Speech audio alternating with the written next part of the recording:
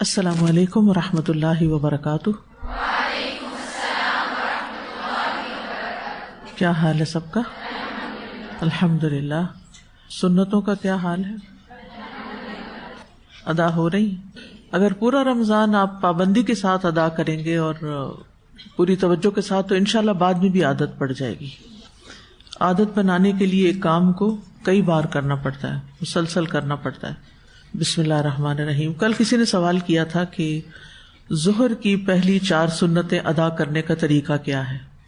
کیا 4 رکعتیں اکٹھی پڑھی جائیں گی یا 2 کر کے پڑھی جائیں گی؟ تو اس سلسلے میں سنن نبی داؤد کی ایک روایت ہے ابن عمر رضی اللہ عنہما سے کہ نبی صلی اللہ علیہ وسلم نے فرمایا، صلاۃ اللیل والنہار مثنا مثنا، رات اور دن کی نماز 2 رکعت ہے۔ تو اس سے یہ پتہ چلتا ہے کہ ظہر کی پہلی 4 سنتیں 2 کر کے پڑھی جائیں، 2 رکعت پڑھ کے سلام پھیر کے پھر 2 پڑھی جائیں، تو یہ مسنون ہے، لیکن 4 اکٹھی پڑھنے کا بھی جواز ملتا ہے۔ 2 رکعتوں کے بارے میں تو واضح حدیث موجود ہے، لیکن 4 رکعت ایک ہی سلام سے پڑھنے والی روایات ایسی ہیں جن کے الفاظ صرف یوں ملتے ہیں کہ کان لا یدع 4 قبل الظہر، کہ نبی صلی اللہ علیہ وسلم ظہر سے پہلے 4 سنتیں کبھی نہیں چھوڑتے تھے۔ تو اس میں علماء یہ کہتے ہیں کہ چونکہ 4 کا لفظ آیا کہ 4 سنتیں پڑھتے تھے، تو بہرحال جواز موجود ہے کہ ایک ہی سلام کے ساتھ 4 ہی پڑھ لی جائیں۔ آف کورس بیچ میں 2 رکعت کے بعد بیٹھا تو جائے گا اتحیات پر۔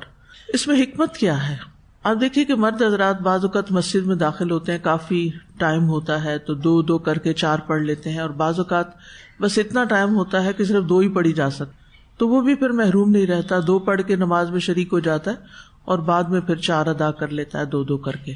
ٹھیک ہے، 4 کو اکٹھا پڑھنے کا جواز اس طرح بھی ملتا ہے کہ جیسے وتر کی نماز ہے نا، تو حدیث میں آتا ہے صلاۃ اللیل مثنا مثنا، رات کی نماز 2 رکعتیں ہیں، اور پھر جب صبح کا ڈر ہو تو 1 رکعت وتر بنا لیا جائے، تو اس طرح بھی پڑھی جاتی ہیں۔ اور بعض اوقات لوگ اکٹھی 3 رکعتیں بغیر درمیان میں اتحیات کیے یا سلام پھیرے اکٹھے 3 وتر پڑھ لیتے ہیں، کبھی 5 بھی پڑھ لیتے ہیں اسی طرح بغیر سلام پھیرے، کبھی 7 کبھی 9، یعنی ایٹ اے اسٹریچ پڑھتے چلے جاتے ہیں۔ بات واضح ہو گئی؟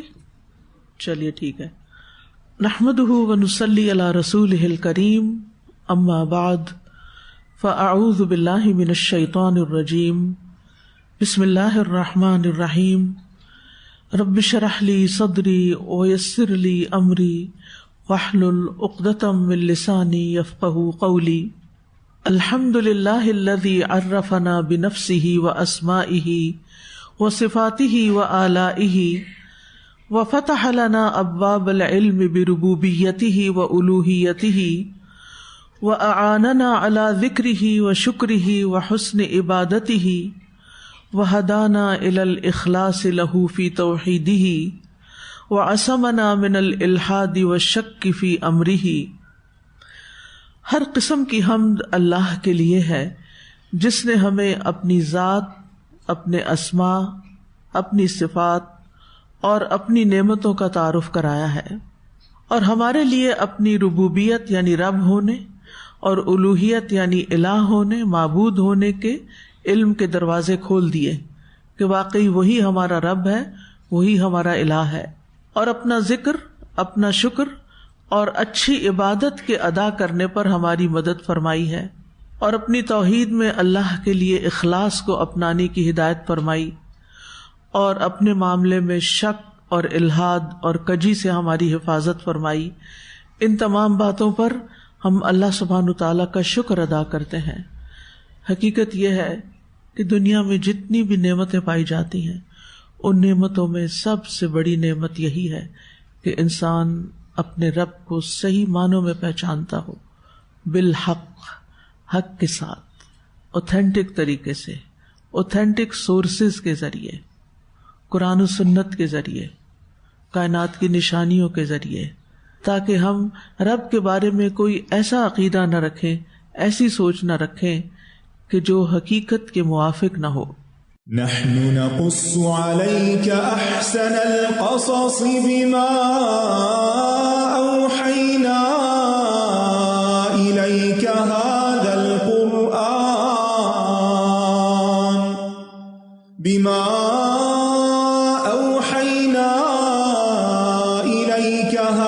القرآن وإن كنت من قبله لمن الغافلين. حابیل اور قابیل کے قصے میں ہم حسد کے بارے میں پڑھ رہے تھے کہ قابیل نے حابیل کو حسد کی بنا پر قتل کیا تھا. حسد کیا ہے؟ حسد کا مطلب ہے کہ جس پر اللہ نے کوئی انعام کیا ہو، اس کو کوئی نعمت دی ہو، تو حسد کرنے والا اس نعمت کو ناپسند کرے اور اس بات کی خواہش کرے کہ اس سے یہ نعمت لے لی جائے، خواہ یہ نعمت مال کی صورت میں ہو، مرتبے کی صورت میں، کسی مقام کی صورت میں، علم یا کسی اور چیز کی صورت میں ہو. یعنی دنیا کی نعمتوں میں سے کوئی بھی نعمت جو کسی کو ملے تو انسان جو حسد کر رہا ہے وہ یہ چاہے کہ اس سے لے لی جائے، بس اسے کیوں مل گئی، وہ اس پر تکلیف محسوس کرے، اس پر خوش نہ ہو. ایک قول یہ ہے کہ حسد یہ ہے کہ دوسرے شخص سے نعمت کے ختم ہونے کی آرزو کرنا، اگرچہ حاسد کو ویسی نعمت نہ بھی ملے. یعنی ضروری نہیں کہ اس میں انسان کی خواہش یہ ہو کہ اس کو نہ ملے اور مجھے ملے. اگر اس کی یہ خواہش اتنی بھی ہے نا کہ اس کو نہ ملے، مجھے ملے کہ نہ ملے، اس کو نہ ملے، تو یہ کیا ہے؟ یہ حسد ہے. حسد کا ایک درجہ یہ بھی ہے کہ انسان دوسرے سے نعمت کے چھن جانے کی خواہش کرے اور خود اس نعمت میں رغبت کرے. مثلاً اگر کسی لڑکے کی شادی کسی لڑکی سے ہوئی ہے تو وہ کیا چاہے کہ یہ لڑکی اس کو نہ ملے بلکہ مجھے ملے، اور اس بنا پر وہ اس کے شوہر کو قتل کر کے اس لڑکی کو حاصل کرنے کی کوشش کرے. مثلاً اس طرح کے واقعات ہوتے رہتے ہیں. یعنی دوسرے سے نعمت چھن جانے کی خواہش اور خود اسی نعمت میں رغبت ہو. یعنی انسان یہ چاہے کہ وہ نعمت دوسرے سے زائل ہو جائے اور اسے مل جائے. امام راغب کہتے ہیں کہ حسد کا مطلب ہے اس شخص کے نعمت کے چھن جانے کی خواہش کرنا جو نعمت کا مستحق ہے، یعنی وہ ڈیزرو کرتا ہے، اس کو ملنی چاہیے. مثلاً ایک شخص نے کئی سال تک پڑھا ہے، محنت کی ہے، اپنی ہر چیز قربان کی، اپنا آرام، نیند، مال، اور اس کے بعد ایک ڈگری لی. وہ شخص ڈیزرو کرتا تھا کہ جو اس نے محنت کی ہے اس کا اس کو صلہ ملے. لیکن حاسد کیا چاہتا ہے کہ اس کو کیوں ملی، اس کو نہ ملے اور مجھے یہ مل جائے. اور کبھی حسد کرنے والا اس نعمت کو ختم کرنے کے لیے بھی دوڑ دھوپ کرتا ہے. یعنی کبھی یہ خواہش نہیں بھی ہوتی کہ مجھے ملے. مثلاً ڈگری تو آپ کو تبھی ملے گی جب آپ خود محنت کریں گے، لیکن آپ اس چیز کے پیچھے پڑ جاتے ہیں کہ لوگوں کے اندر ایسے شکوک و شبہات پھیلائے جائیں کہ لوگ اس کی سند کا یقین ہی نہ کریں، اس ڈگری کا یقین ہی نہ کریں کہ اس نے تو نقل مار کے یہ لی ہے یا اس نے تو پیسے دے کے یہ لی ہے وغیرہ وغیرہ، اس طرح کی باتیں پھیلائے. امام نووی کہتے ہیں کہ حسد کی دو اقسام ہیں، ایک حقیقی حسد اور ایک مجازی حسد. حقیقی حسد یہ ہے کہ نعمت والے سے اس کی نعمت کے ختم ہونے کی خواہش کرنا، اور مجازی حسد کیا ہے؟ اس جیسی نعمت کی آرزو کرنا جو دوسرے کے پاس ہے اور یہ تمنا نہ کرنا کہ وہ نعمت والے سے ختم ہو. اس کو عربی میں غبطہ بھی کہا جاتا ہے. غبطہ، غین با طا اور چھوٹی تا گول تا. غبطہ کا معنی اردو میں رشک کیا جاتا ہے. رشک تو رشک کیا ہے کہ آپ یہ نہ چاہیں کہ دوسرے کی نعمت چھن جائے اور نہ ہی آپ اس کے پاس اس نعمت کو ناپسند کریں، بلکہ آپ خوش ہوں، ٹھیک ہے اس کے پاس ہے تو ہے، لیکن آپ یہ چاہیں کہ آپ کو بھی یہ نعمت مل جائے. 3 صورتیں بن جاتی ہیں نا. ایک کیا کہ آپ کو کسی کی نعمت پسند نہیں اور آپ چاہتے ہیں اس سے چلی جائے. دوسری یہ کہ اس کی نعمت چلی جائے اور آپ کو مل جائے. اور تیسری یہ کہ اس کے پاس ہی رہے اور مجھے بھی مل جائے. اب یہ جو 3 قسمیں ہیں اس میں سے کسی نہ کسی درجے میں کوئی نہ کوئی قسم ہمارے اندر پائی جاتی ہے. ہم انسان ہیں، یعنی ہر انسان میں حسد کا یا رشک کا یہ جذبہ موجود ہے، اور مذموم حسد جو ہے بہت سے لوگ اس میں بھی مبتلا ہیں، جو پہلی قسم کا ہے، بہت کم انسان اس سے بچے ہوئے ہیں. لیکن دوسری قسم کا رشک جو ہے، غبطہ جو ہے، مجازی حسد جو ہے کہ کسی کے پاس ہے تو مجھے بھی مل جائے، تو اس میں آپ دیکھیے کہ اس میں ایسا رشک کرنا یا ایسی غبطہ رکھنا کوئی مذموم چیز نہیں ہے، کوئی بری چیز نہیں ہے. آپ کسی کو کسی اعلیٰ مقام پہ دیکھتے ہیں، نیکی کے مثلاً، تقوی کے مثلاً، کوئی حج پہ جا رہا ہے، تو جب بھی آپ سنتے ہیں کوئی حج پہ جا رہا ہے یا عمرے پہ جا رہا ہے تو آپ کے دل میں ایک دفعہ کیا خیال آتا ہے؟ کاش میں بھی جا سکتی. ہوتا ہے نا نیچرل. کیا یہ بری بات ہے؟ نہیں، بری بات نہیں ہے. آپ نے کسی کو ایک اچھا کام کرتے ہوئے دیکھا، آپ کو خیال آیا کہ کاش میں بھی کر لوں، اللہ مجھے بھی نصیب کرے.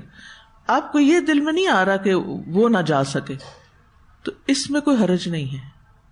یہ انسان کی فطرت میں، اور یہ ہونا چاہیے. اس سے انسان کے اندر اچھی عادات پنپتی ہیں کہ جب وہ دوسرے کو کسی محنت کے بعد کامیابی حاصل کرتے دیکھتا ہے اور خود بھی اس چیز کو آئیڈیالائز کرتا ہے. مثلاً مجھے پی ایچ ڈی کا خیال کیسے آیا، مجھے کیسے شوق پڑا. میرے ایک کزن تھے مجھ سے بڑے، تو وہ پی ایچ ڈی کر رہے تھے، تو گھر میں کچھ نہ کچھ باتیں ہوتی رہتی تھی، تو مجھے ان کو دیکھ کے رشک آیا، تو میں نے سوچا کہ مجھے بھی کرنی چاہیے. اور پھر اس نہج پہ میں نے سوچنا شروع کیا. اور جب میں ماسٹرز کر رہی تھی تو ساتھ ساتھ مسلسل ذہن میں یہ رہتا تھا کہ یہ میں نے کرنا ہے، یہیں پر نہیں رک جانا، اس سے آگے بھی جانا ہے. تو اس طرح کا جو رشک ہوتا ہے، کسی کو کوئی اچھا کام کرتے ہوئے دیکھ کر انسان اپنی زندگی کی پلاننگ اکارڈنگلی کرنا شروع کر دے، اس سے کوئی برائی نہیں. حضرت عائشہ کے بارے میں آتا ہے، وہ کہتی ہیں میں نے کسی پہ اتنا رشک نہیں کیا جتنا خدیجہ رضی اللہ عنہا پہ کیا. حالانکہ مجھ سے تو آپ نے نکاح اس وقت کیا جب وہ انتقال کر چکی تھی، وہ تو آلریڈی دنیا سے جا چکی تھی، لیکن وہ کس بات پہ رشک کرتی تھی؟ اس رشک کی وجہ یہ تھی کہ رسول اللہ صلی اللہ علیہ وسلم نے حضرت خدیجہ کو جنت میں موتی کے ایک ایسے گھر کی بشارت دی تھی جس میں نہ شور و شغف ہو اور نہ تکلیف اور ایذا کی کوئی بات ہو.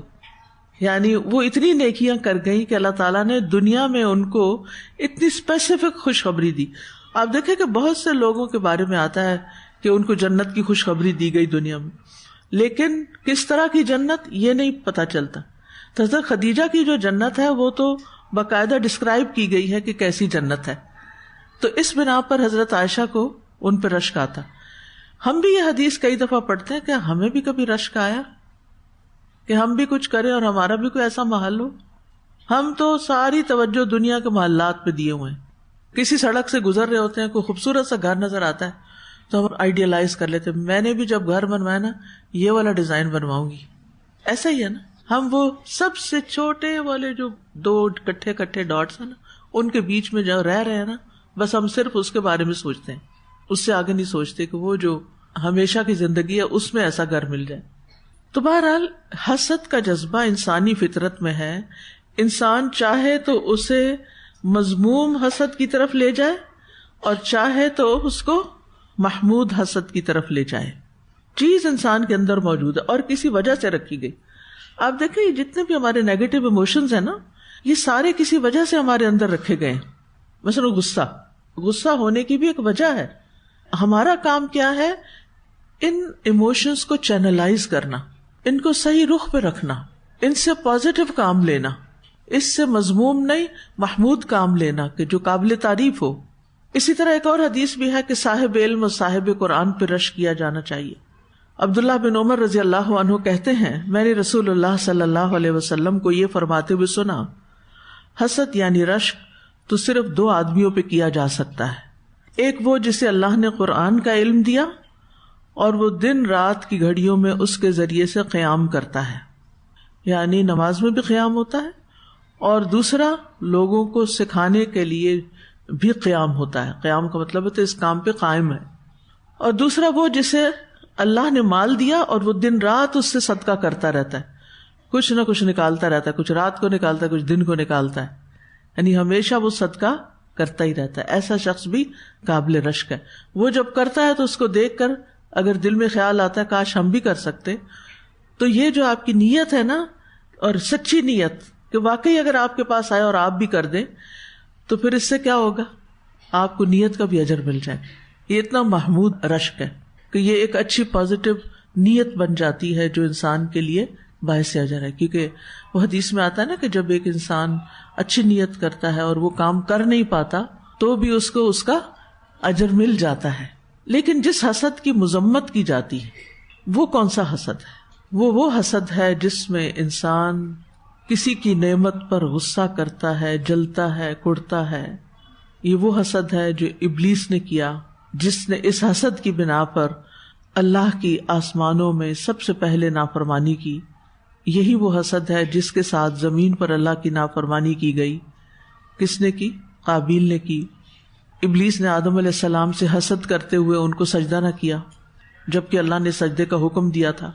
اور قابیل نے اپنے بھائی قابیل سے حسد کیا کہ اللہ نے اس کی قربانی قبول کر لی، چنانچہ اس نے اس کو قتل کر دیا.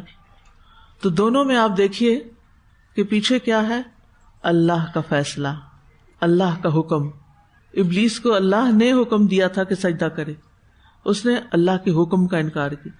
قابیل کو یہ سمجھ نہیں آئی کہ یہ تقسیم اللہ کی ہے، یہ قبولیت اللہ کی طرف سے ہوئی ہے، میرے بھائی کا اس میں کوئی ہاتھ نہیں ہے، وہ نہیں کچھ کر رہا. لیکن اس کو بات سمجھ نہیں آئی. پھر یہ کہ قریبی رشتوں میں بھی حسد ممکن ہوتا ہے. حضرت یوسف علیہ السلام کی مثال ہمارے سامنے ہے، حابیل اور قابیل کی مثال ہمارے سامنے ہے کہ بھائیوں میں حسد ہے. پھر یہ کہ نبی صلی اللہ علیہ وسلم سے حسد کیا گیا جو کہ اہل کتاب نے کیا. قرآن مجید میں آتا ہے سورۃ النساء میں، ام یحسدون الناس علی ما آتاہم اللہ من فضلہ فقد آتینا آل ابراہیم الکتاب والحکمۃ وآتیناہم ملکا عظیما. یا وہ لوگوں سے اس بنا پہ حسد کرتے ہیں جو اللہ نے انہیں اپنے فضل سے دیا ہے. لوگوں سے مراد یہاں کون ہے؟ رسول اللہ صلی اللہ علیہ وسلم کہ اللہ نے ان کو نبوت دی ہے، اور بنی اسرائیل حسد کی بنا پر آپ کو نبی نہیں مان رہے تھے جبکہ وہ آپ کو پہچانتے تھے. کتنا؟ جتنا اپنے بیٹوں کو پہچانتے ہیں. یعرفونہ کما یعرفون ابناءہم. تو اللہ تعالیٰ ان کو یاد دلاتے ہیں کہ دیکھو ہم نے تو آل ابراہیم کو کتاب اور حکمت عطا فرمائی اور ہم نے انہیں بہت بڑی سلطنت عطا فرمائی، یعنی تم کیوں حسد کرتے ہو؟ اس سے پہلے تو تمہیں جہان والوں پر فضیلت تھی، تمہیں یہ سب کچھ مل چکا ہے. اب اس بنا پہ کہ یہ نعمت کسی اور کی طرف منتقل ہو گئی ہے اور تم حسد کی بنا پر ایمان نہیں لا رہے. تو ایسا حسد جو کسی کے زوال نعمت کا متمنی ہو، یہ حرام حسد ہے، اس کی حرمت ہے. یہ حق پر اعتراض کرنا ہے، اس سے اناد رکھنا ہے، اللہ کے فیصلوں پر اعتراض کرنا ہے، اللہ کے فضل پر اعتراض کرنا ہے کہ کسی پر اللہ تعالیٰ نے فضل کیوں فرما دیا. اللہ کی تقسیم پر اعتراض کرنا ہے، اور یہ دین کو مونڈ دینے والی صفت ہے. زبیر بن عوام سے روایت ہے کہ نبی صلی اللہ علیہ وسلم نے فرمایا، تم سے پہلے کی امتوں کی بیماری تمہارے اندر سرایت کر گئی ہے، اور وہ بیماری حسد اور بغض ہے جو مونڈنے والی ہے. اس سے میری مراد بالوں کو مونڈنا نہیں ہے بلکہ دین کو مونڈنا ہے. تو حسد ایسی بیماری ہے جس سے انسان کے دین کی صفائی ہو جاتی، اس کے دین کو نقصان دیتی ہے. نبی صلی اللہ علیہ وسلم نے ہمیں حکم دیا ہے کہ ہم آپس میں ایک دوسرے سے ایسا حسد نہ کریں. آپ نے فرمایا، لا تحاسدوا ولا تباغضوا ولا تقاطعوا وکونوا عباد اللہ اخوانا. آپس میں حسد مت کرو، آپس میں بغض نہ رکھو، نہ قطع رحمی کرو، اور اللہ کے بندو بھائی بھائی بن جاؤ. نبی صلی اللہ علیہ وسلم نے یہ بھی فرمایا، لوگ اس وقت تک خیر پر رہیں گے جب تک وہ آپس میں حسد نہیں کریں گے. یعنی کوئی گھرانہ ہو، خاندان ہو، ادارہ ہو، کوئی بھی جگہ ہو، کوئی بازار ہو، تجارت کی جگہ ہو، اگر وہ آپس میں حسد نہیں کریں گے تو ان کے اندر خیر ہی خیر ہوگی. کیونکہ کتنے اچھے ریلیشنز ہوں گے نا، کہ حسد کی وائبز ہوتی ہے نا. اگر آپ کسی سے حسد کر رہے ہیں تو آپ کے چہرے پر جو مسکراہٹ ہوتی ہے وہ بھی بڑی پھیکی ہوتی ہے، وہ بھی پہچانی جاتی، اور دوسرے شخص کو پتہ چل جاتا ہے کہ آپ اس کے خیر خواہ نہیں ہیں. تو پھر ایک کولڈ وار سی شروع ہو جاتی ہے لوگوں کے درمیان جو امن اور سکون کو برباد کر دیتی ہے، اور دل صاف نہیں رہتا انسان کا، دل میں جلن کڑن آ جاتی ہے جس کی وجہ سے انسان کا نفس مطمئنہ نہیں رہتا.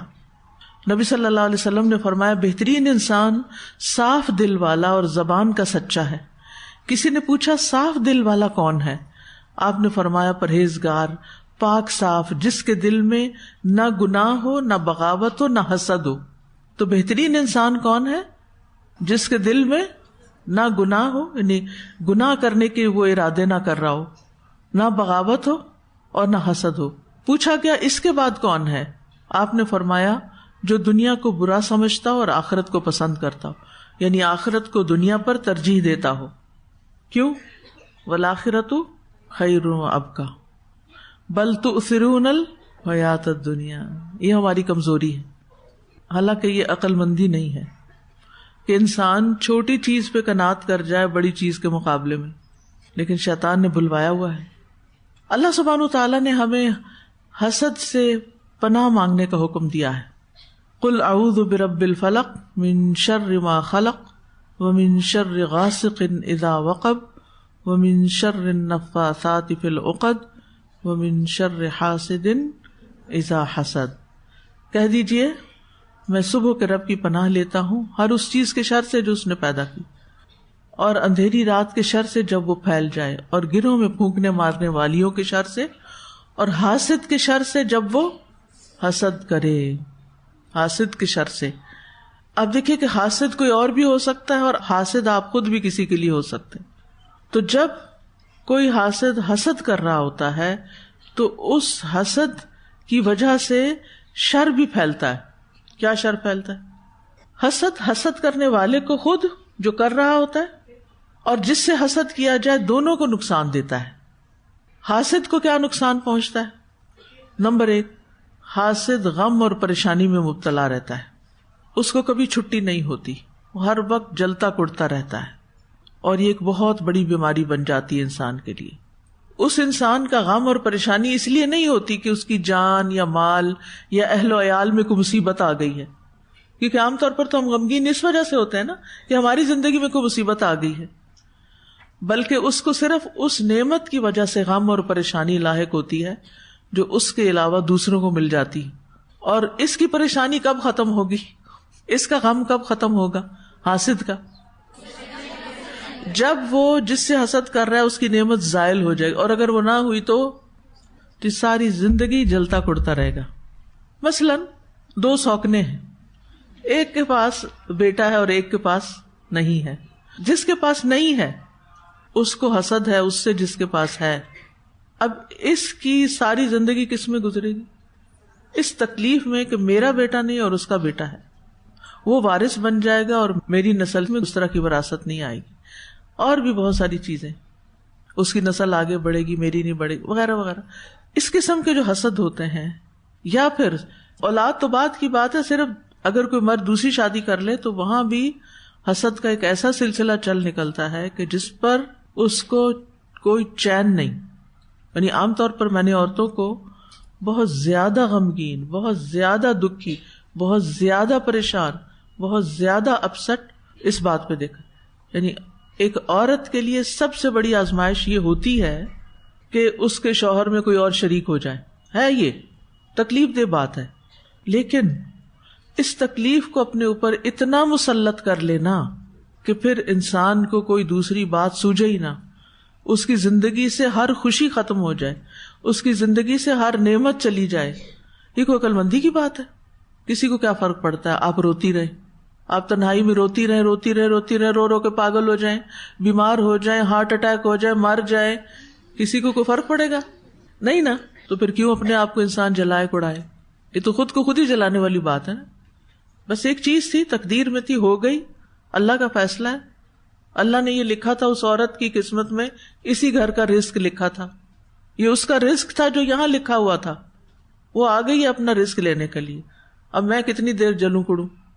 کیا رونے سے وہ شادی ختم ہو جائے گی؟ کیا غیبت اور الزام تراشی اور ان ساری چیزوں سے مسئلہ حل ہو جائے گا؟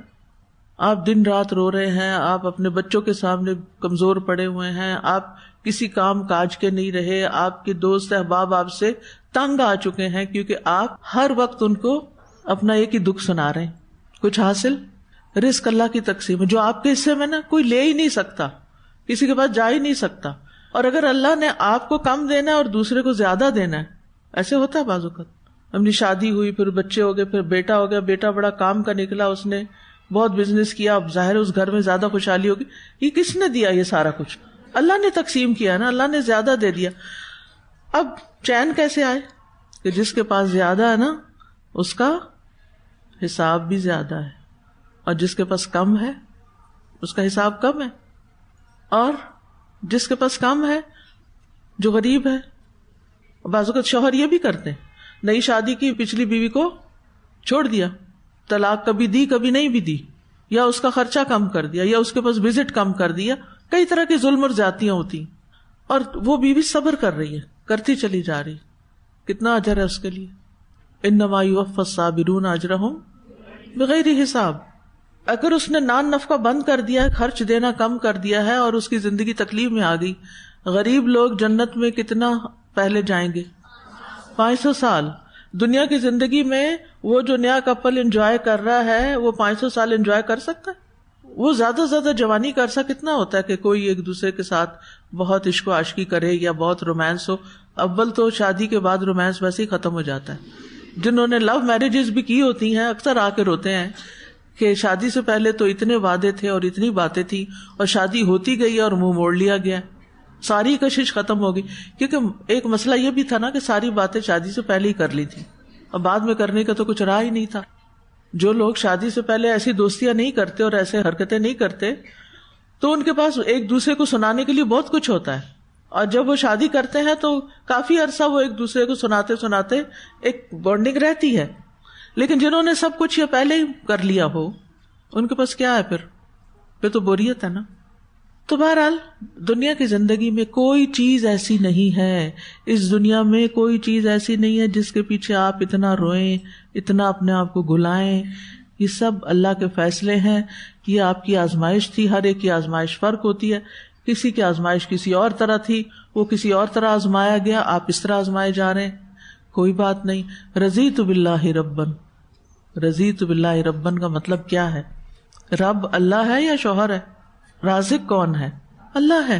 رزق تو اللہ دیتا ہے، اور پہلے بھی وہی دے رہا تھا، اب بھی وہی دے گا.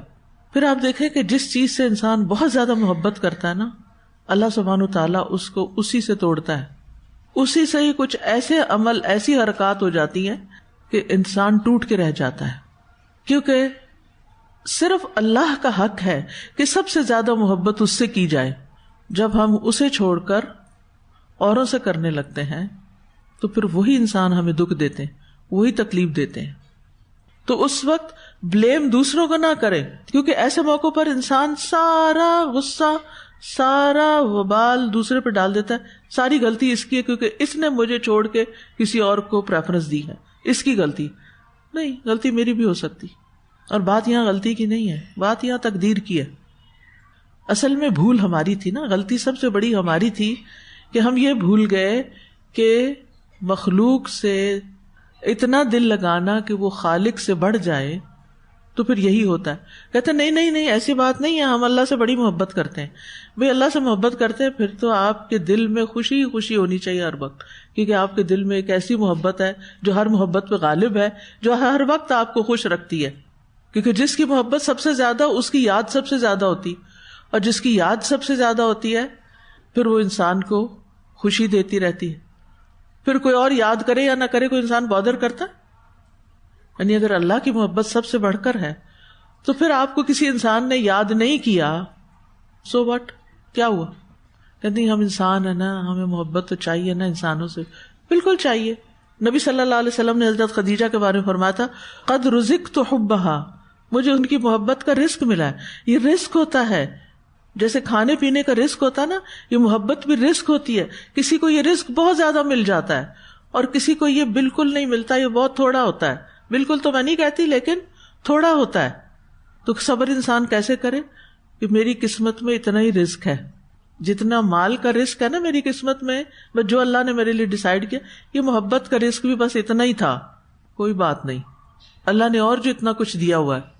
اصل میں آپ اپنے آپ کو نہیں نا پہچانتے، اپنے ساتھ وقت نہیں گزارتے، اپنے اوپر ہونے والی نعمتوں کو بھلا دیتے ہیں. اپنا نا جرنل بنائیں، لکھا کریں چیزوں کو.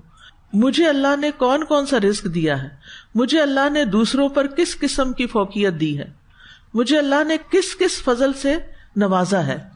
اور سب سے بڑھ کر یہ کہ اگر آپ کی زندگی میں اللہ کی یاد ہے، اللہ کا ساتھ ہے، تو لا تحزن ان اللہ معنا، ان معی ربی سیہدینی، میرے ساتھ میرا رب ہے، مجھے راستہ دکھا دے گا، اب مجھے آئندہ کیا کرنا ہے۔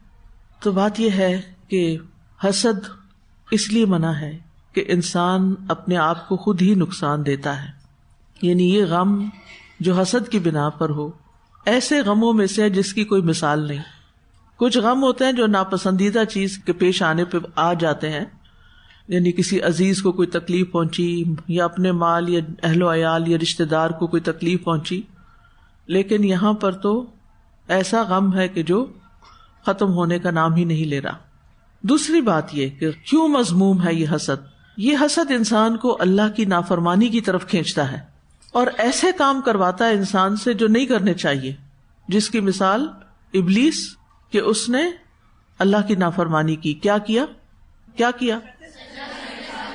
سجدے سے انکار کر دیا۔ یہ کس کا حکم تھا؟ اللہ کا حکم۔ تو یہ حسد کی وجہ سے انکار کیا تھا اس نے۔ یعنی حسد سے صرف غم ہی لائق نہیں ہوتا، جلن کوڑانی نہیں ہوتی، بلکہ اللہ کی نافرمانی شروع ہو جاتی ہے۔ حسد کی وجہ سے ہی قتل ہوا۔ قتل کوئی معمولی جرم؟ آپ دیکھیے اللہ کے حق میں سب سے بڑی چیز کیا ہے؟ نماز، سجدہ۔ اور بندوں کے حق میں حقوق العباد میں سب سے پہلے کس چیز کا فیصلہ ہوگا قیامت کے دن؟ خون کا، نہیں جان والے، خون کا بدلہ۔ سب سے پہلے خون کے بدلے چکائے جائیں گے۔ تو آپ دیکھیے کہ اکبر الکبائر کا ارتکاب کروا دیتا ہے، پھر انسان کو اس حد تک لے جاتا ہے کہ انسان ہمیشہ کے لیے ذلیل و رسوا ہو جاتا ہے۔ نبی صلی اللہ علیہ وسلم نے فرمایا، جب تم فارس اور روم کی سلطنتوں کے خزانے فتح کر لو گے تو تمہاری کیا حالت ہوگی؟ عبد الرحمن بن عوف نے فرمایا، ہم وہی کچھ کہیں گے، یعنی شکر کے کلمات جن کا اللہ نے ہمیں حکم دیا۔ آپ نے فرمایا، اس کے علاوہ دوسری بات ہوگی، تم دنیا حاصل کرنے میں ایک دوسرے کا مقابلہ کرو گے، پھر ایک دوسرے سے حسد کرو گے، پھر ایک دوسرے سے منہ پھیرو گے، پھر ایک دوسرے سے بغض رکھنے لگو گے۔ تو حسد کی وجہ سے کیا ہوتا ہے؟ ایک دوسرے سے منہ پھیر لیتا ہے انسان، کیونکہ اس کو دیکھ نہیں سکتا کہ بس یہ مجھے نظر نہ آئے کہیں، اور پھر بغض۔ پھر اسی طرح آپ دیکھیے کہ نبی صلی اللہ علیہ وسلم یہ کس کو فرما رہے ہیں؟ صحابہ کو، کہ جب مال بہت آ جائے گا نا تو پھر تمہارے اندر یہ بیماریاں آ جائیں گی۔ یہ نہیں کہ آ گئی تھی یا ایسا ہوا، یہ متنبع کیا جا رہا ہے کہ ایسا ہوگا۔ جب یہ سب کچھ ہوا تو ظاہر ہے سب لوگ کوئی صحابہ تو نہیں تھے اور سب اعلیٰ درجے کے ایمان والے تو نہیں تھے، لوگوں کے اندر یہ چیزیں آئیں۔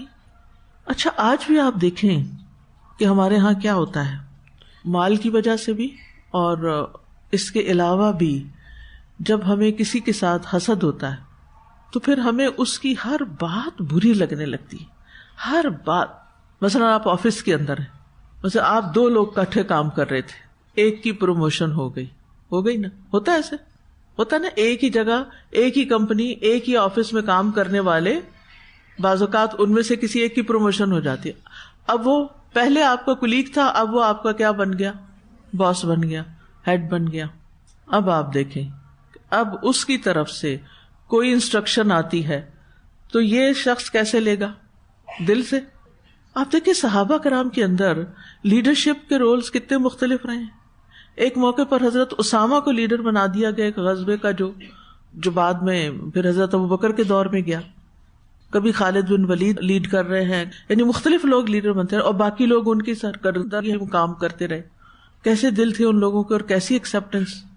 لیکن آج ہم بھی بعضوں کا دینی اداروں میں کام کر رہے ہوتے ہیں اور اپنے سے اوپر والے کی بات ایک نظر نہیں پاتی۔ یعنی مثلاً اگر ہم زیادہ سالوں سے کام کر رہے ہیں، زیادہ عرصے سے کام کر رہے ہیں، اور بعد میں کوئی شخص آ کے ہمیں جوائن کر لیتا ہے جس کا ایکسپیرینس ہمارے ساتھ کا تو نہیں، کسی اور جگہ کا، کسی اور اسکول کا، کالج کا زیادہ ہے، وہ ہمارے اوپر ہیڈ بن جاتا ہے، پھر ہم ہر کوشش یہ کرتے ہیں کہ اس کی باتوں کو غلط ثابت کریں، پیٹھ پیچھے برا بھلا کہتے ہیں۔ جب سے یہ آئی ہے نا، ہر چیز ہی بدل گئی۔ یہ بہت اسٹرکٹ ہے، ان کو کام کرنا نہیں آتا، ان کو ہمارے ادارے کا پتہ ہی نہیں ہے۔ اب آپ کو کیا کہوں، یہ کہوں گی تو غیبت ہی شمار ہوگی۔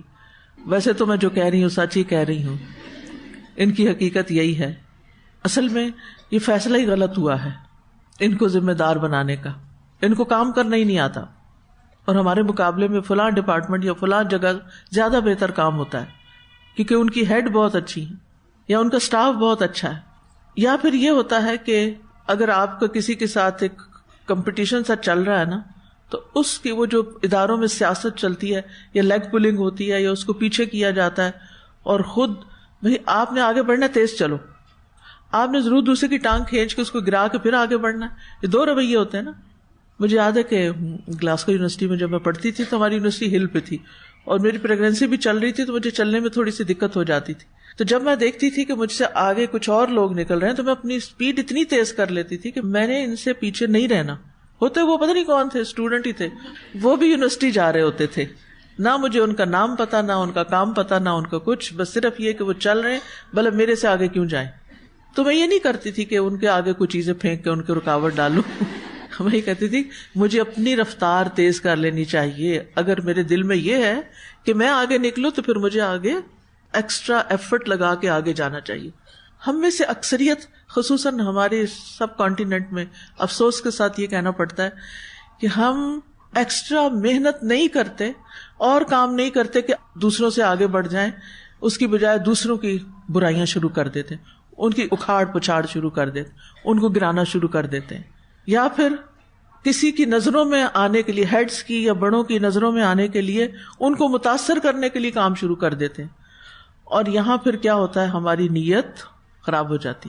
وہ کام جو اللہ کے لیے کرنا تھا، وہ کام جس کے لیے ہمیں ہمیشہ کا ریوارڈ چاہیے تھا، وہ ہم اب، یعنی آپ نہ منہ سے کچھ بول رہے ہیں، اندر ہی اندر ایک چیز چل رہی ہے، اس کو پیچھے کرنا اور خود آگے بڑھنا، اور اس انداز میں بات کرنا، اس سٹائل میں بات کرنا کہ نہ کہہ کے بھی دوسرا گرا دیا جائے.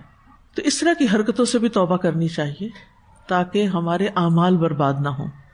پھر تیسری چیز یہ ہے کہ حاسد جو ہے شریعت کی مخالفت کرتا ہے، ایسے کاموں کا ارتکاب کرنے لگتا ہے جو شریعت میں منع کیے گئے. پھر چوتھی بات یہ کہ اللہ کے فیصلوں پہ ناراض ہوتا ہے کہ اللہ نے کسی کو نعمت کیوں دی. اللہ کی تقسیم پر اللہ تعالیٰ کی مخالفت. امام راضی کہتے ہیں کہ تم دراصل حسد کرتے ہوئے اللہ کے فیصلے سے نفرت کرتے ہو. تم دراصل حسد کرتے ہوئے اللہ کے فیصلے سے نفرت کرتے ہو، اور تم اللہ کی اس تقسیم میں مخالفت کرتے ہو جو اللہ نے اپنے بندوں کے لیے تقسیم کی ہے، اور تم اللہ کے انصاف کی مخالفت کرتے ہو جو اللہ اپنی پوشیدہ اور بلیغ حکمت کے ساتھ عدل و انصاف اپنی مخلوق میں قائم کرتا ہے. کتنی گہری بات ہے یہ. اللہ کی تقسیم کی مخالفت کرتے ہو جو اللہ نے اپنے بندوں کے لیے تقسیم کی ہے.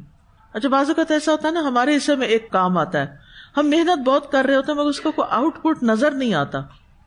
ٹھیک ہے، ویسے دو لوگ کٹھے گریجویٹ ہوئے، دونوں نے کلاسز بنائی باہر جا کے، ٹھیک ہے، ایک ہی کلاس میں بہت سارے لوگ آ گئے اور دوسرے کی کلاس میں چند لوگ آئے. اب اس بات کی تکلیف شروع ہو گئی کہ دوسرے کی کلاس میں زیادہ لوگ کیوں آ گئے، حالانکہ یہ کس کی تقسیم تھی؟ اللہ کی تقسیم تھی. کیا اللہ تعالیٰ کسی پہ ظلم کرتا ہے کہ آپ کی طرف کم لوگ آ رہے ہیں تو ظلم ہو گیا؟ نہیں، یہ اللہ کا انصاف ہے اور اللہ کی پوشیدہ حکمتیں ہیں کہ اس کی مخلوق میں سے کس کو کتنا کہاں کیا دینا ہے. بعض اوقات حسد ارتداد تک لے جاتا ہے، مرتد ہو جاتے ہیں لوگ.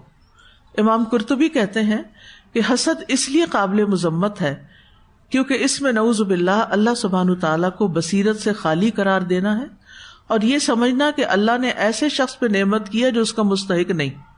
ابن قیم کہتے ہیں کفر کے 4 ارکان ہیں: تکبر، حسد، غضب اور شہوت.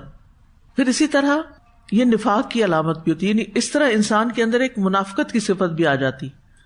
بعض اوقات جب آپ کو اپنی ہی دوست کے ساتھ حسد ہوتا ہے تو آپ اوپر سے اس کے ساتھ بہت اچھے ہوتے ہیں جبکہ دل میں آپ اس کے ساتھ خوش نہیں ہوتے.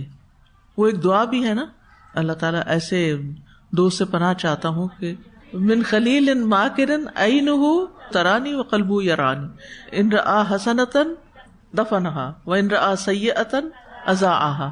ایسے دوست بھی ہوتے ہیں، انہی سے پناہ مانگی گئی کہ اس میں ایک طرح کی منافقت آ جاتی ہے نا، منافقت کی ٹریٹ آ جاتی ہے کہ دل میں کچھ رکھا ہوا اور اوپر سے کچھ اور ہے. ان تمسسکم حسنۃ تسؤہم وان تصبکم سیئۃ یفرحوا بہا.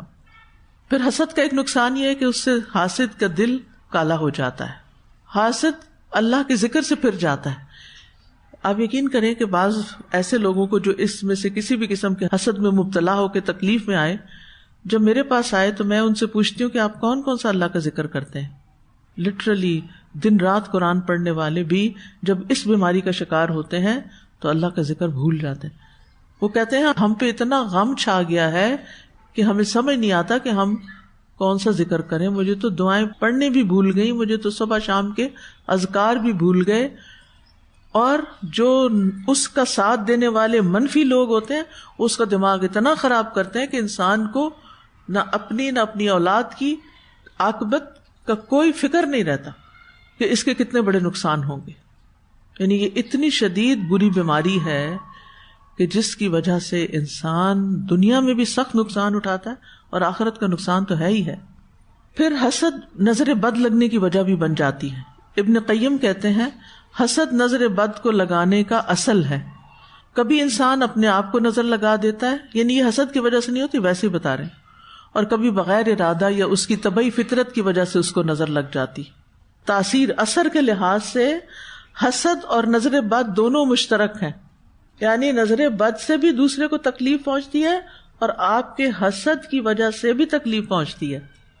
یعنی نظر بد الگ چیز بھی ہے، نظر بد کی وجہ بھی ہے حسد، لیکن نظر بد الگ سے بھی ہوتی ہے، حسد کے بغیر بھی ہو سکتی ہے، کیونکہ اس میں عین معجبہ بھی ہوتی ہے نا، کہ آپ کسی چیز کو بہت واو کرتے او تو وہ نظر بھی لگتی.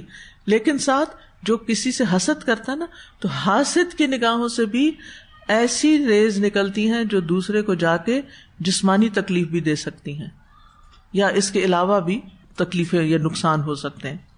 تو خلاصہ یہ ہے کہ دین کے داعیوں کو تو ہر صورت حسد سے بچنا ہی چاہیے اور دوسروں کو بھی بچانا چاہیے.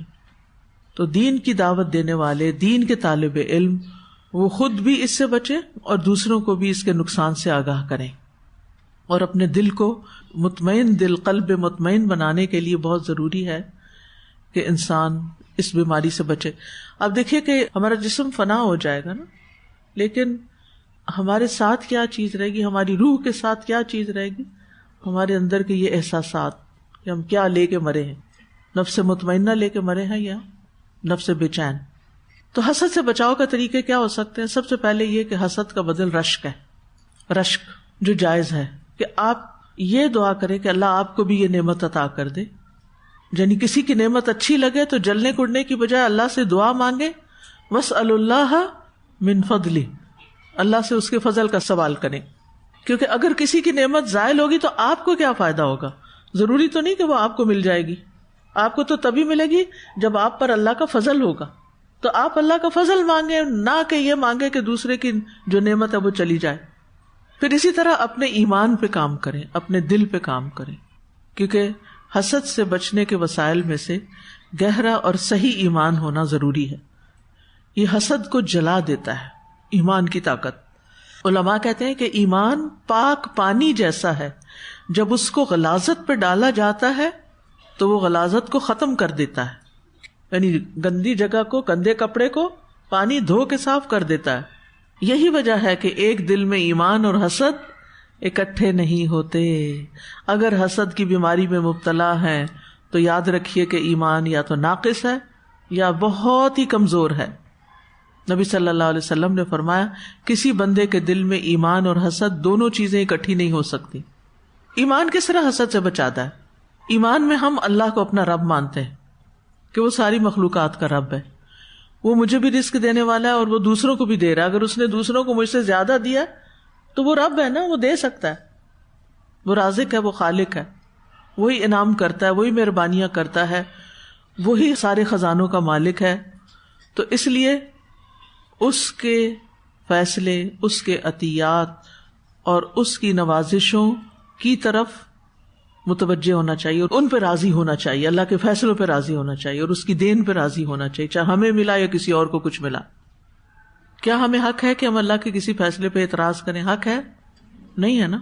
تو پھر ایمان کا تقاضا یہ ہے کہ ہم راضی ہو جائیں، رضیت باللہ ربًا، اللہ کے رب ہونے پہ راضی ہو جائیں. ایمان کے تقاضے اگر دل میں حاضر ہوں گے تو حسد ختم ہو جائے گا. کیا ایمان کا تقاضا یہ نہیں کہ مسلمان کا بھائی ہے؟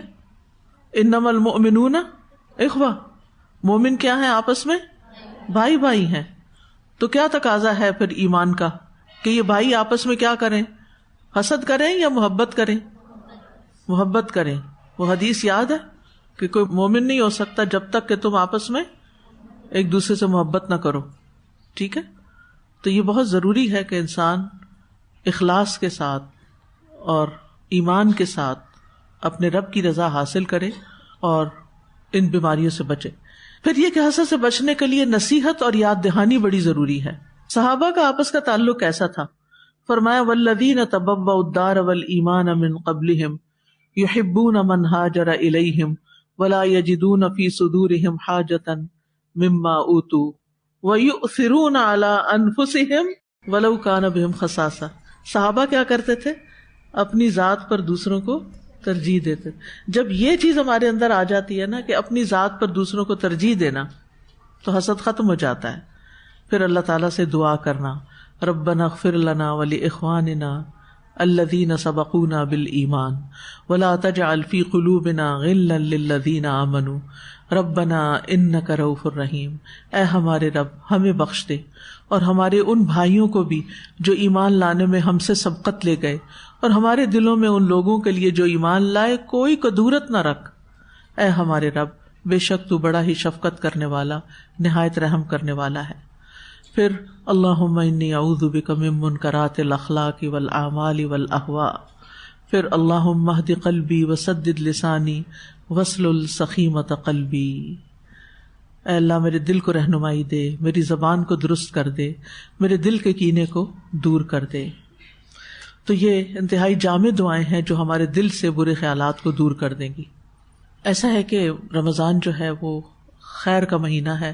نبی صلی اللہ علیہ وسلم رمضان میں جب جبریل علیہ السلام سے ملتے تھے تو کس سے زیادہ سخی ہو جاتے تھے؟ تیز آندھی سے بھی زیادہ سخاوت کرنے والے تھے. تو جیسا کہ آپ کو معلوم ہے کہ الحمدللہ الہدیٰ 1994 میں وجود میں آیا، اور ابتدا میں یہاں پر قرآن مجید کی تعلیم، تفسیر، تعلیم القرآن ہوتا رہا، پھر تعلیم الحدیث شروع ہوا، پھر تعلیم تجوید شروع ہوا، مختلف کورسز شروع ہوئے. پھر جو لوگ پڑھ کے گئے ان کی شادیاں ہوئیں، پھر ان کے بچے ہوئے، پھر ان کو اپنے بچوں کی پریشانیاں لگ گئیں کہ ان کو دین پہ کیسے رکھیں. پھر شدید ترین مطالبات ہونے لگے کہ اسکول بنایا جائے کہ جس میں ہمارے بچوں کو ابتدا سے ہی بہت سی خرابیوں سے، میوزک اور بہت سے حرام چیزوں سے بچا کے ان کو دین کی تعلیم بھی ساتھ ساتھ دی جائے. تو الحمدللہ 2010 میں آئی تھنک اسکول کا آغاز ہوا. ایسے ہی میں سورۃ نور پڑھا رہی تھی اور ایک خاتون کھڑی ہوں، اللہ تعالیٰ ان کی بخشش فرمائے، رحمت کرے، وہ دنیا سے جا چکی ہیں اور دوسری بھی دنیا سے جا چکی، لیکن ان لوگوں نے میرا پیچھا نہیں چھوڑا جب تک، کیونکہ یہ اتنا بڑا فیصلہ تھا، اتنا بھاری تھا میرے دل پہ کہ سوچ سمجھ کے یہ قدم اٹھانا چاہیے، کیونکہ معصوم بچوں کی ذمہ داری لینا کوئی آسان کام نہیں. لیکن بہرحال اللہ سے دعائیں کی، مدد مانگی، ٹیسٹ بنیاد پر ایک چھوٹا سا سمر پروگرام کیا اور پھر اس کے بعد اسکول شروع ہوا. اب اسکول شروع ہوا تو الحمدللہ ماشاءاللہ بچے آنے لگ گئے، اور اب حالت یہ ہے کہ اس وقت الحمدللہ کچھ کیمپسز ہیں جو اسلام آباد میں 2 کیمپس ہیں، ایک F8 میں اور ایک یہاں، اور پنڈی میں ایک CBR میں بھی ہے. لیکن اس کے باوجود جو موجودہ کیمپسز ہیں ان میں گنجائش بہت کم ہے، اور مقامی اور بین الاقوامی درخواستیں اور رجسٹریشنز بہت زیادہ ہیں، جس کو مد نظر رکھتے ہوئے انتظامیہ نے ٹاپ سٹی میں ایک نیا کیمپس کھولنے کا ارادہ کیا ہے. اور ایڈمیشن کا حال یہ ہے کہ ایڈمیشن ڈپارٹمنٹ کے مطابق 20 مارچ صبح 10 بجے جب آن لائن ایڈمیشن رجسٹریشن کے لیے پورٹل کھولا گیا تو صرف 5 منٹ کے اندر 500 درخواستیں موصول ہو گئیں. پورٹل میں کلاسز پر لاک لگنے کے باوجود ایک ہفتے کے اندر 1900 درخواستیں موصول ہو چکی. یہ لاک لگا ہوا ہے، وہ لیٹر آن والے ہیں. اس کی ہمارے پاس قطعاً کوئی گنجائش نہیں. ادارہ مجبوراً صرف 300 سے 400 بچوں تک کو ایڈمیشن دے پائے گا. ٹاپ سٹی میں کیمپس کی بنیاد ایک سادہ سی تقریب میں رکھی جا چکی ہے، اس میں انشاءاللہ 1700 طالب علم تعلیم حاصل کر سکیں گے. اس کی تکمیل کی مدت 2.5 سال ہے. تخمینہ لاگت جو ہے، جو اس پہ خرچ آنے والا ہے، وہ 650 ملین تقریباً 65 کروڑ ہے، کیونکہ آپ کو معلوم ہے کہ اس وقت روپیہ جو ہے وہ بہت ڈی ویلیو ہو گیا ہے. اب یہ ایک بھاری پروجیکٹ ہے, اس میں ہم سب کو حصہ لینا ہے اور اپنے لیے صدقہ جاریہ کمانا ہے. یہ جب کیمپس بن رہا تھا ماشاءاللہ ہر بچی نے اس میں اپنا حصہ ڈالا تھا, اور پھر سیلز لگا کے, اور پھر کسی نے اپنے رشتہ داروں سے اور دوستوں سے. اس وقت آپ دیکھیں کہ الحمدللہ اسکول سے 195 طالب علم جو ہیں وہ قرآن حفظ کر چکے ہیں, جن میں سے طلبہ کی تعداد 120 ہے اور طالبات 75 ہیں. رواں سال میں تقریباً 100 طلبہ قرآن مجید حفظ بھی کر رہے ہیں. اسی طرح کیمبرج پروگرام ہے اس میں, جس میں سے 238 اسٹوڈینٹس جو ہیں وہ 100% رزلٹ کے ساتھ کامیاب ہوئے ہیں. 2 سال سے میٹرک اسٹریم کا بھی آغاز کر دیا گیا ہے. اور اب یہ ہے کہ اس وقت چونکہ ایک نیا کیمپس بننے جا رہا ہے, جس دن میں گئی تھی اس کی اوپننگ کے لیے, تو بہت سی دعائیں کی کہ اللہ سبحانہ و تعالیٰ یہاں سے ایسے افراد نکلیں کہ جو امت کی بھلائی اور بہتری کے لیے کام کرنے والے ہوں. یہ ہمارے لیے ایک بہترین صدقہ جاریہ کا موقع. میں آج اپنا حصہ ڈال کر آئی ہوں الحمدللہ, تاکہ آپ کو کہوں تو آپ کے دل پر بھی بات اثر کرے, اور آپ میں سے ہر ایک کچھ نہ کچھ, چاہے اپنا کچھ بیچنا ہی پڑے. یہاں پر سیلز وغیرہ لگتی رہتی ہیں, تو اسی نیت کے ساتھ کہ اللہ تعالیٰ ہمارا حصہ بھی ڈال دے. اس کے علاوہ فنڈ ریزنگ کے لیے یہ بکلیٹس بنائی گئی ہیں, جس میں 500 روپے کی بھی بکلیٹ ہے جو آپ مختلف لوگوں سے اکٹھا کر سکتے ہیں, 1000 کی بھی ہے اور 5000 کی بھی ہے. تو اب آپ کے اوپر ڈپینڈ کرتا ہے کہ آپ خود بھی, آپ کے گھر والے بھی, کیونکہ جو کچھ بھی بچے پڑھیں گے اور آگے کریں گے, تعلیم ایسی چیز ہے جو انسان کے لیے صدقہ جاریہ بنتی ہے. تو میں سب کو اس بات کے لیے موٹیویٹ کروں گی کہ اپنا حصہ ڈالنا نہ بھولیے اور دوسروں کو بھی موٹیویٹ کیجیے. اللہ تعالیٰ سے امید ہے کہ اللہ تعالیٰ اپنے خزانوں سے جس طرح اس کیمپس کو بنوا دیا تھا, اللہ تعالیٰ اس کو بھی بنوا دے گا. جزاکم اللہ خیرا. اللہم صلی علی محمد وعلی آل محمد کما صلیت علی ابراہیم وعلی آل ابراہیم انک حمید مجید. اللہم بارک علی محمد وعلی آل محمد کما بارکت علی ابراہیم وعلی آل ابراہیم انک حمید مجید. ربنا آتنا فی الدنیا حسنہ وفی الآخرۃ حسنہ وقنا عذاب النار. یا رب العالمین, یا ارحم الراحمین, ہم سب تیری رحمت کی فریاد کرتے ہیں. یا اللہ تو ہمیں نیکی کے کاموں کو بہترین طریقے سے کرنے والا بنا. اللہ ہمارے دلوں سے حسد اور بغض کو دور فرما دے. اللہ ہمیں قلب مطمئنہ عطا فرما. اللہ ہمیں پرسکون روح عطا فرما. اللہ ہمارے دلوں سے ہر قسم کے منفی جذبات دور کر دے اور ہمارے دلوں کو اپنے لیے خالص کر لے, ہماری نیتوں کو اپنے لیے خالص کر لے. ہمیں اپنا قرب عطا فرما. یا اللہ نیکی کا جو بھی کام شروع ہو, اللہ ہمیں اس میں اپنا حصہ ڈالنے والا بنا. اللہ اپنی رحمت سے, اپنے خزانوں سے اس اسکول کے پروجیکٹ کو جلد از جلد مکمل کروا, تاکہ زیادہ سے زیادہ بچے علم حاصل کر سکیں. یا اللہ ہمیں دوسروں تک خیر لے جانے کی توفیق عطا فرما. یا اللہ تو اس کام میں ہماری مدد فرما. یا اللہ تو اسکول کی تعمیر میں ہماری مدد فرما. یا اللہ ساری امیدیں تجھی سے وابستہ ہیں. اللہ ہمارے ہاتھوں میں کچھ نہیں. یا اللہ سب کچھ تیرے ہی پاس ہے. اللہ ہم تیری رحمت کی فریاد کرتے ہیں. یا حی یا قیوم برحمتک نستغیث. یا رب العالمین تو اپنی رحمت فرما دے اور اپنی رحمت کے ساتھ ہم سب کو اس کام میں بہترین حصہ ڈالنے کی, اخلاص کے ساتھ حصہ ڈالنے کی توفیق دے, جو ہمارے لیے صدقہ جاریہ بنے اور ہماری وفات کے بعد بھی ہمارے لیے اجر عظیم کا باعث بنے. ربنا تقبل منا انک انت السمیع العلیم وتب علینا انک انت التواب الرحیم. وصلی اللہ تعالی علی خیر خلقہ محمد وعلی آلہ واصحابہ واہل بیتہ اجمعین برحمتک یا ارحم الراحمین. سبحانک اللہم وبحمدک اشہد ان لا الہ الا انت استغفرک واتوب الیک. السلام علیکم ورحمۃ اللہ وبرکاتہ. فاقصص القصص لعلهم يتفكرون